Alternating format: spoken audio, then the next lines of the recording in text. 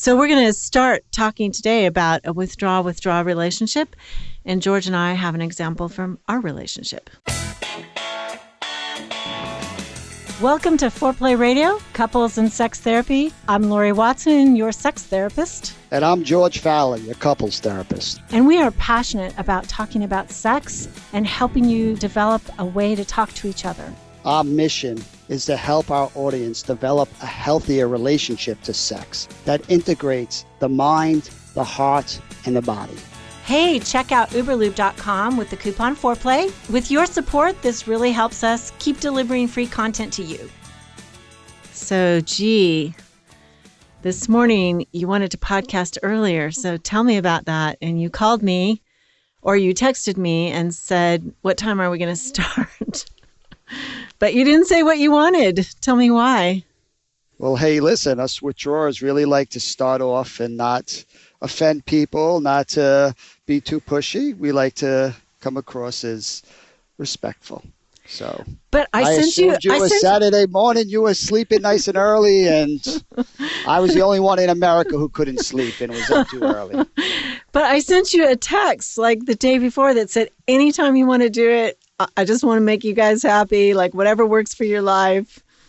Did you get that text? That one little text doesn't erase a lifetime of training, right? And I think it's great, as today our topic will be talking about withdraw couples. Yes. And just starting off with that, that intent that doesn't want to hurt other people's feelings, inconvenience other people. That usually is what stops their engagement and stops their words. Mm-hmm. So I guess if you're talking about me this morning, I assumed you probably could use a little Saturday morning rest. There's no reason. We got the rest of our lives to work. It's supposed to be a day off. How are we starting even earlier than 9 o'clock in the morning? What's wrong with the two of us?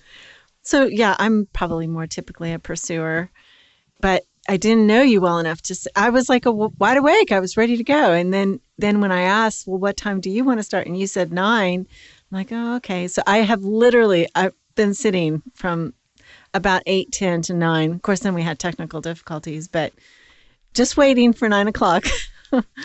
We are learning each other. 10-4. 10-4. So now we're going to talk about couples who are withdrawers that are married to each other. And of course, that gets really problematic. But like you said, they are that way because they don't want to inconvenience each other or hurt each other or be too demanding. Yeah, we're starting off with that good intent of trying to protect and trying to not hurt, and it comes from such a good place. So you think that the withdrawer is saying to themselves, I would be asking too much or something or another, and so they just don't represent what they really want? Is that, you got to help me because I'm normally not a withdrawer. Yeah, I think we're talking about sex. If I bring up something I want and my partner's not in a mood, I'm going to hurt my partner's feelings. I'm going to bring up feelings in myself that I don't like around rejection. So if I just avoid the conflict, there's safety in avoidance, right? It gives me a place to feel in control and things calm down. If so often a withdrawer's fear is increasing emotions, well, not taking a risk is a safe way to stop bad things from happening. Mm-hmm. I was working with a couple who they were both in different ways, essentially withdrawer.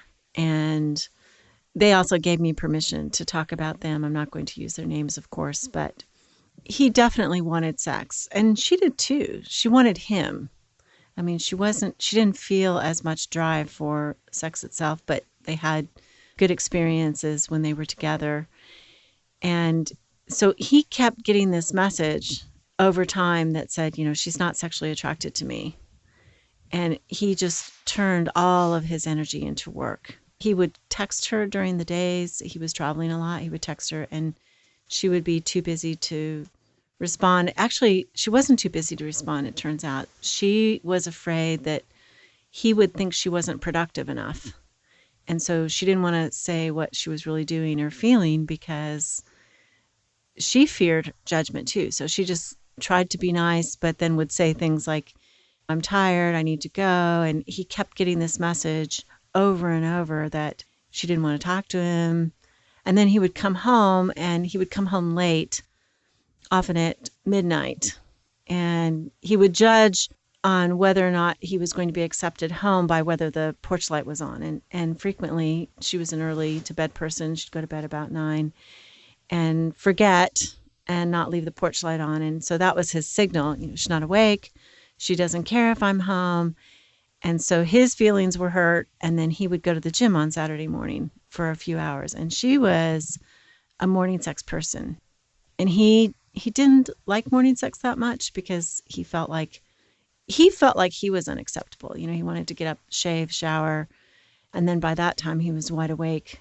And for her, she liked that roll over in bed, lazy, have sex in the morning. So when he would get up and go to the gym because she wasn't awake yet, she felt his absence and disappointment, and it just went around and around. Right. That's too Okay. common of a story.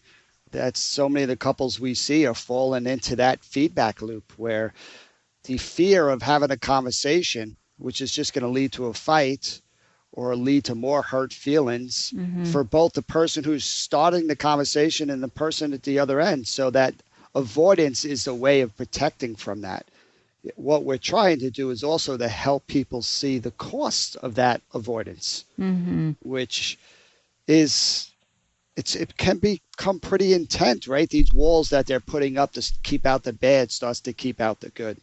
Right. The thing I see the most in withdrawer couples is that they really become sexless because their feelings get hurt. She thought he didn't want to have sex with her in the morning, and he thought she didn't want to have sex with him at all. And so each of them they never said that. They never said, hey, I'm a morning Right. person, or, when the porch light isn't on, I feel so rejected. And I think they did a little better than some, but one of the things that happens with withdraw the couples when they come in and see me, it seems like they often come in and they say, we get along so great. We don't have any conflict. And I'm like, okay, do you have any sex at all?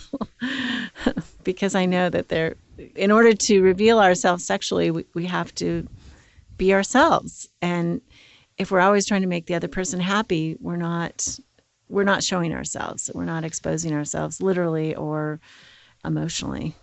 Well, let me take out the highlighter here. What you're saying that's so important is the partner. This is universal. We interpret the lack of engagement as the person not caring or not being interested. Mm-hmm. And so often that's not the truth when you get in that other person's body, right? It really is just about protection and not wanting to feel bad things, right? Yeah. But we need to empower couples to start seeing what feels like the right thing for them to do to avoid conflict is landing in their partner as a way of not being interested and not caring. So when you have two people with those moves of protecting themselves by Mm-hmm. embracing the distance and putting up the walls, how could it not start to crush the levels of engagement in that couple's Mm. climate, right? Yeah. So what we're trying to do is honor that, say, hey, we get what you're trying to do. But Right. can you also see that in hiding yourself, in trying to avoid the criticism of your partner, you're actually taking away the energy that's needed to create that robust relationship that we're all looking for? Mm-hmm. Absolutely. And you talk about resentment that goes underground, right? Because they're not clearing the air regularly. They don't clear this stuff away. They just stay hurt. And They have to have success to have the conversations, and the track record is the conversations lead to making things worse. So they get stuck in that spot of not wanting it to get worse, but losing that bridge to actually make it better. they don't want to make it worse by having a conflict. They don't want to feel bad. They don't want to feel rejected. They don't want to hurt their partner. So Um, look at all those possible hurts that yeah. could happen. And there's so many things that have to be worked out in a long-term sexual relationship. You got to be able to talk about it. That's the goal. It's just a lot easier to connect with what people are willing to do. I mean, it's such a beautiful sacrifice to say, I would like to have sex, but I don't want to lead to a fight. So I'm trying to hide this part of myself or repress it or keep it down, focus on my work, focus on the kids, focus on other things. And it's so sad. And what we're trying to get couples to start touching is listening to their own body. Mm-hmm. It will tell them that this avoidance, this putting up walls, really starts to kind of cause them to lose parts of who they are, right? We Mhm. know that when you start to, if you can't communicate turning off these feelings, your body will then do it for you, and you will start to deaden, right? Mhm. The erotic feelings will start to really start to go away when you just don't have any avenue for it to come out. If you're turning it off and you're not letting out what you need, you have, one choice certainly maybe would be to act out, and we're going to talk about that later, but I think the other choice is just to let it die. And I would say that women let it die more than men do because, men are pushed by testosterone to still want sex. So maybe they masturbate or they look at porn. I'm not saying they would just act out, but I think for women, because their body doesn't push them as much, they just let it die. Yeah, I have lots of women who come in, and the bottom line after an assessment is that they actually have a really sexual, sexy part, and they think that they've communicated that to their partner, and their partner hasn't heard. Maybe they are a sexual withdrawer. So sexual withdrawers, I believe, have sexual desire often, but they're whisperers. They tell you once, and if you don't pick it up, they believe that you didn't care enough about them to want to know what makes them happy, what pleases them sexually. So then they just turn it off. And so a lot of these women who come in and say, I just don't have any libido, then they tell me the whole story. I'm like, gosh, you've got plenty of libido. You've got ideas. You've got sexy thoughts. You just decided to let it all go because of these misunderstandings. And that's a good spot to take a break on how we get these withdrawers who are whispering to speak up a little louder. So Foreplay fam, I want to draw your attention again to Uberlube with the coupon Foreplay. Uberlube is the lubricant that I recommend to all my patients. I give samples when you come to see me. I use it myself. It's a long-lasting performance without that stickiness that comes with other lubes because it's silicone-based. It's scent-free, it's taste-free. It leaves your skin kind of silky and soft, which is great. It only has 4 ingredients. There's 3 types of high-grade silicone, and then there's a trace of vitamin E, which is really good for your skin. It doesn't impact your pH, your hormones. It doesn't cause allergic reactions. It's safe. It won't cause infections. It's recommended by thousands of doctors. I love it too, and it's made in the USA. Yay. It has discreet and classy packaging, which to me, it seriously looks like a perfume bottle that you can put on the side of your bed. So please try Uberlube with the coupon Foreplay. That helps support our podcast. Hey, listen, man, Uberlube is a good thing. If it helps your partner, it helps you. Hey, I want to let you guys know all about George. He's written and contributed to several books, and I'd especially like to draw your attention to his book, Sacred Stress, a radically different approach to using life's challenges for positive change. His book is about a mission on how you adopt new strategies and turn stresses into a positive force in your life. And who among us doesn't live with a lot of stress these days? We'll keep you posted as to all he's doing. But George and other EFT therapists all around the country and the world hold couples retreats called Hold Me Tight, which is developed by Sue Johnson, and it helps secure your own relationship. If you'd like therapy with George, find him at georgefowler.com. We're back. So we're trying to figure out how do we get these withdrawers who, for good reasons, when they do speak, it comes out in a whisper, to start seeing the predictable results of what distance is going to do and putting up walls and suppressing their feelings. Mm-hmm. So we're big fans of communication. That's why we're doing this podcast. Yep. We're trying to get people to recognize it's okay to have problems. It's okay to have difficulties. Right? It's okay not to want to have sex. But as long as you can talk about that, there's a doorway into fixing it, into engaging. Mm-hmm. What's death for a relationship is no conversation. Mm-hmm. Right? If you're not having sex, but you can't talk about that, then there really is no road towards recovery. Right. So what we're seeing is that opportunity to have conversations. So yeah, I'm thinking about a couple similar to what you talked about, kids, work, too busy, not wanting to hurt each other's feelings, growing up in families that are polite and respectful, not knowing how to talk about difficult topics, really starts to lead to these massive levels. And most people think that relationships break up or we get divorced because we fall out of love. It's not Mm-mm. actually accurate. What happens is the distance just gets too great. Right. Our Oh, needs yeah. just start to die and wither, and we start to kind of, the mistrust takes over in a relationship. And that's usually when someone else enters the picture, Mm-hmm. right? So for a couple I was working with massive distance, the husband winds up having an affair with somebody at work. Mm-hmm. And what most people don't recognize, even about an affair, is what it does to high levels of engagement. It's more than just the sex. I mean, both people feel broken and bad about what they're doing. But in Mm-hmm. that brokenness, which is forced vulnerability, they actually find acceptance in a place they've never had before. So if this guy hates himself and can't believe he's doing it, but actually can talk about that for the first time, and it's in the arms of the person he's with, that he starts to feel this acceptance and vulnerability that he's never experienced before. Mm-hmm. When I read your note, I think that is so true. And it's both kind of scary to recognize that because it is saying the affair is such an intense feeling. And I agree totally with you that it's more than sex. But I think that what you nailed here is the sense that they share something, both of them. It's this powerful connection of I'm a broken person. I have all this need. You have all this need. We're doing this bad thing together.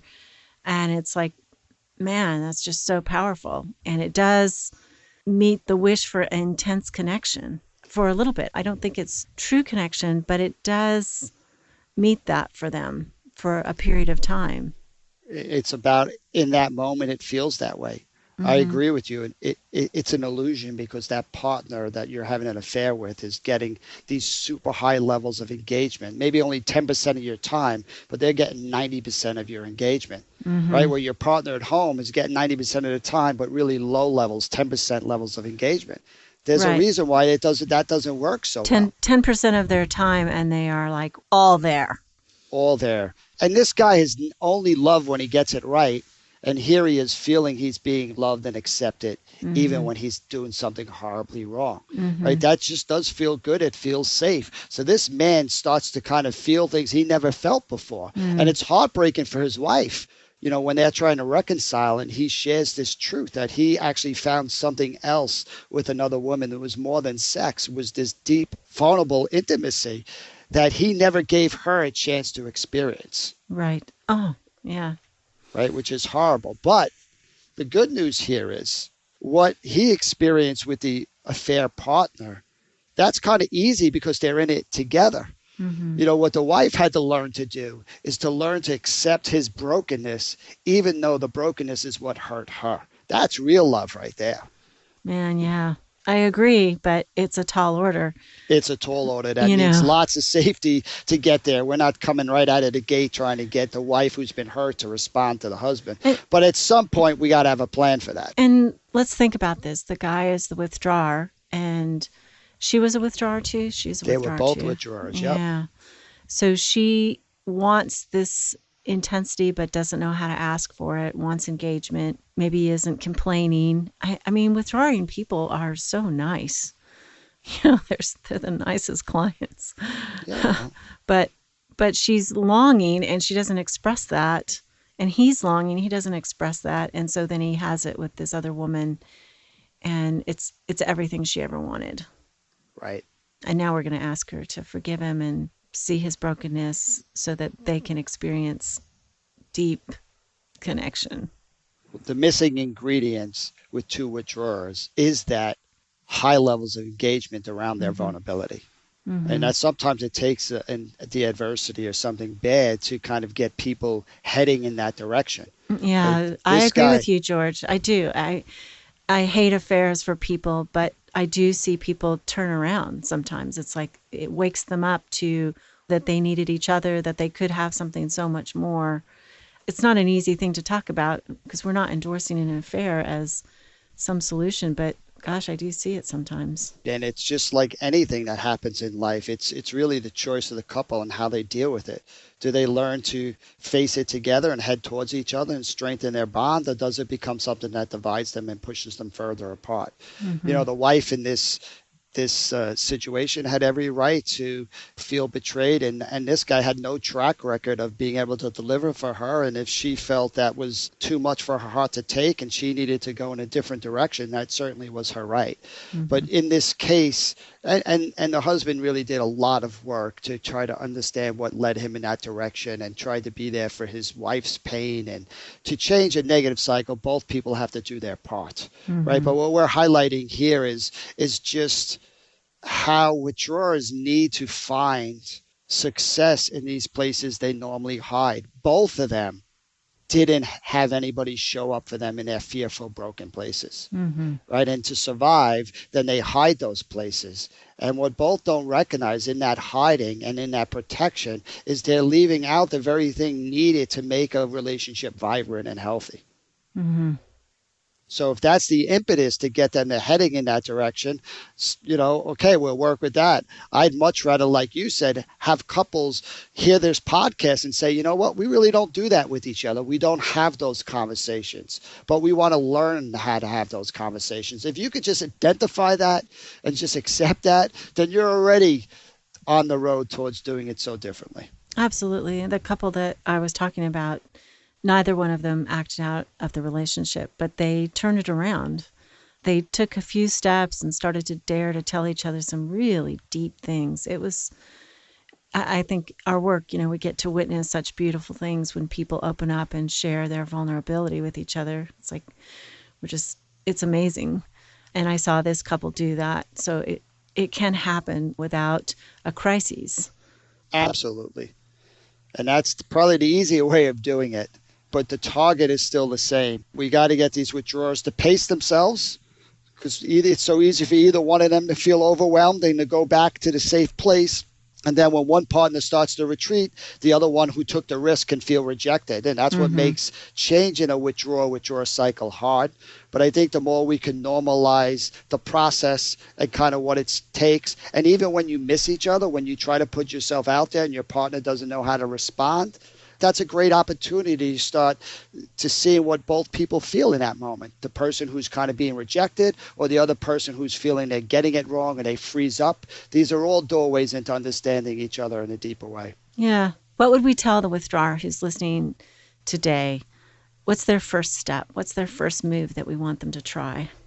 The first message I'd want to say is you're not doing anything wrong.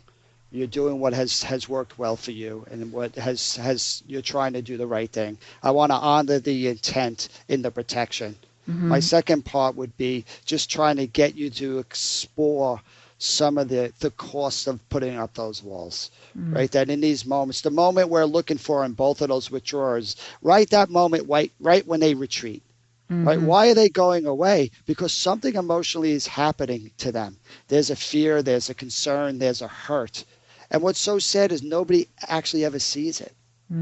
Right? So it's the encouraging part of us saying, you deserve to be seen in those moments. I love that when you say that. I think this is so powerful, that the withdrawer needs to be comforted. The person going away, nobody sees how upset they are, and they need to be comforted too. So are we asking them to see that their partner may be withdrawn because they're afraid of conflict? Instead of seeing the partner as not caring, to start to see the partner as being exactly like you. Just not knowing how to do this, being alone in their own fears and insecurities, and really needing somebody to fight for them in a very different way. Right? When both people recognize they're in that together and they reach out and just grab each other's hands, they're already doing the very thing they're supposedly not able to do. I often think that people are in mirrored places. They have come to the same conclusion about the other as their partner has. And so I guess what we're saying is, if you long for more as a withdrawn partner, your partner, maybe they don't look like it, but they're longing for you too. So, what a beautiful way of ending. George, if you text me at 7 o'clock in the morning, I'm going to believe that you just want a podcast. All right. Okay. You're listening to Foreplay Radio, baby. Keep It Hot. So, George, we're going to offer an intensive on May 14th in Raleigh to two couples. We have two 2-hour slots. And we would love to get a couple to come in who has sexual problems, and you'll be able to work with George and I. Right, George? That's right. What a great opportunity to just open up some space to hang out and see if we can make some progress in these areas we're stuck in. You can just reach us on Foreplay Radio by email and let us know if you're interested. There is a cost for both George and I, and we are videotaping this for our trainings that only are shown to students. We look forward to seeing you there. Hey, don't forget to check out uberlube.com with the coupon Foreplay. Buying this product is a really good way to support us, and it helps us keep delivering free content to you. And Foreplay family, I want you to know we had our highest download day ever, thanks to you. Our downloads are just increasing by leaps and bounds. We are so grateful for your sharing. Thank you again. Definitely subscribe. That helps our rankings in iTunes, which is important for us. Call in your questions to the Foreplay question voicemail. Dial 833-MY-4PLAY. That's 833-4-PLAY. And we'll use the questions for our mailbag episodes. All content is for entertainment purposes only and should not be considered as a substitute for therapy by a licensed clinician or as medical advice from a doctor.